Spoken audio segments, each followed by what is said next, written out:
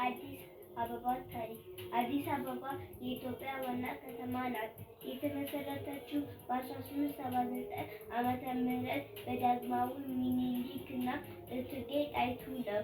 ይህች ከተማ በርካታ ብሔረሰቦች በጋራ በሰላምና በፍቅር ይኖሩባታል። የአፍሪካ ሀብት መቀመጫ ናት።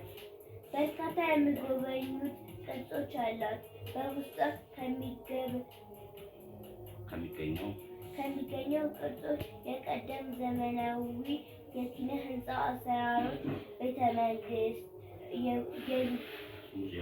ሙዚየሞች፣ እንጦጦ ሙዚየሞች እንዲሁም አርበኞች ሐውልት፣ አቡነ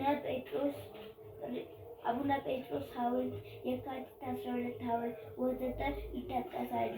በተጨማሪም የጎብኚዎች ቀን የኢትዮጵያ ባህል፣ ሃይማኖት፣ ታሪክና የየዘመኑ ክስተቶች የሚያወሱኑ ናቸው። ስላዳመጣችሁን አመሰግናለሁ።